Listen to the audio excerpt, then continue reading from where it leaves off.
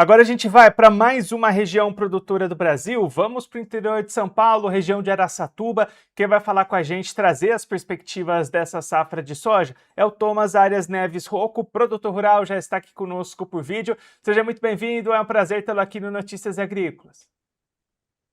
Bom dia, Guilherme, todos os amigos do Notícias Agrícolas. Satisfação poder compartilhar um pouquinho aqui de como é que está a safra aqui da nossa região, da Alta Noroeste, né? Um portal tão importante aí para nós que somos produtores rurais. Então, legal estar podendo compartilhar as informações dentro daquele veículo que a gente sempre está acompanhando as informações também. Conta pra gente como é que estão as lavouras por aí, Thomas, porque esse ano não foi fácil para o produtor aí da região, né?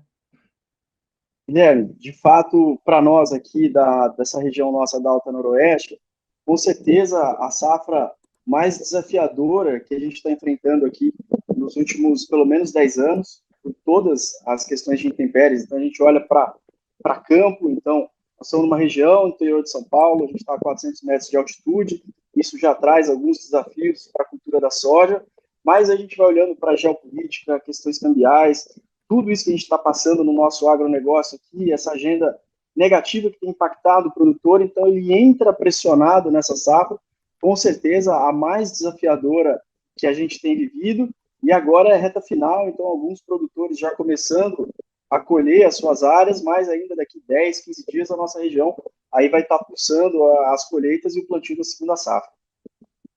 E ao longo desse desenvolvimento da safra, Thomas, tiveram alguns problemas, né? Faltou chuva, atrasou esses plantios. Conta pra gente como é que foi o percurso dessas lavouras de soja por aí. Guilherme, o clima para nós foi muito desafiador desde o início.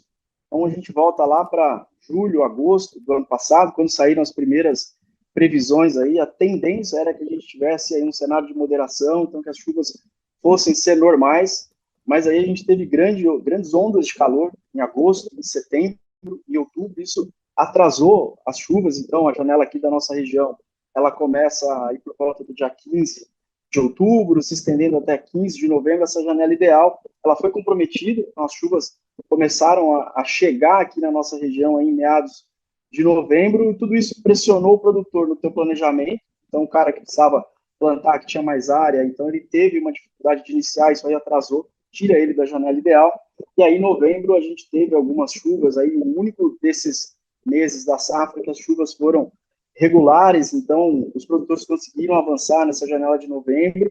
Depois, dezembro, nós tivemos uma coisa completamente atípica, então a gente teve aí basicamente 15 dias aqui na nossa região de chuvas excessivas e tempo encoberto, tudo aquilo que a cultura da soja ela não gosta. Depois, avançando, aí as chuvas cortaram no final do ano, início de janeiro, a gente esperando aqui, a nossa região geralmente trabalha aí com 300 milímetros de chuva. Então, a gente teve aqui, nessa propriedade que eu estou falando, 50, em algumas outras aqui da região, 50, 60, a no máximo 90, excesso de calor. Então, é um cenário climático muito complexo e o principal, né, as previsões que a gente, como produtor, a gente vinha acessando, elas não estavam batendo. Então, a gente tinha previsão, a gente via o tempo formando, mas as chuvas não vieram, então, com certeza, há um nível de comprometimento muito grande aqui na safra da nossa região. Nesse momento, a gente consegue ter alguma estimativa dessa perda, Thomas?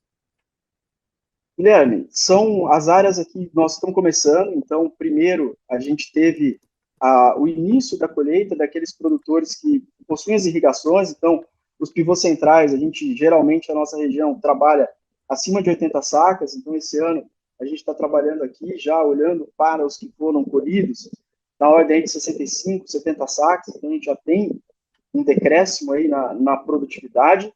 A qualidade dos grãos está longe de ser ideal, principalmente por essas questões climáticas. Então, pode ser que seja uma tendência aqui da nossa região de ter uma safra aí com um comprometimento, avaria de grãos ardidos, né, um pouco de grão aí, né, mais esverdeado. Então, tudo isso deixa o produtor apreensivo para o que vai vir, e agora vão começar as colheitas das áreas de sequeiro, aí sim, a gente tem um grande comprometimento das áreas, então, a gente vindo aqui no Realidades da Safra, vendo outros produtores, não é diferente. Então, se você olhar aqui nessa micro-região da fazenda aqui de Guararapes, nós vamos ter áreas que a gente vai colher aí ordem de 60, 65 sacas por hectare de soja, mas ao mesmo tempo, em um talhão vizinho, o produtor vai colher 15, 20 sacas. Então, com certeza, a média da nossa região aqui, ela vai ser média baixa. Então, a expectativa aí é que os produtores estejam apertados, que tenham algum nível de dificuldade aí para poder tocar os seus compromissos, porque o clima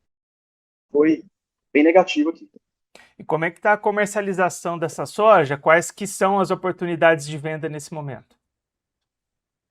Guilherme, diferente de anos anteriores, então o produtor ele aqui na nossa região, naquele pós-pandemia, quando a gente saiu dos patamares aí de R$ 80 para chegar em 160, esses negócios de trava de preço, eles diminuíram bastante o volume. Então os produtores estão mais receosos, eles estão trabalhando mais, vamos dizer assim, da mão para a boca, aguardando a confirmação das produtividades para eles poderem aí sim realizar os seus negócios, mas aí diferente desses outros anos, nós tivemos janelas de possibilidade de preços melhores para quem travou antes, então aquele que se programou, que olhou para os seus custos e travou, nós tivemos aí preços na ordem de R$ 125 no final do ano passado, e hoje aqui em meio à colheita nós estamos trabalhando aqui na casa de R$ 115.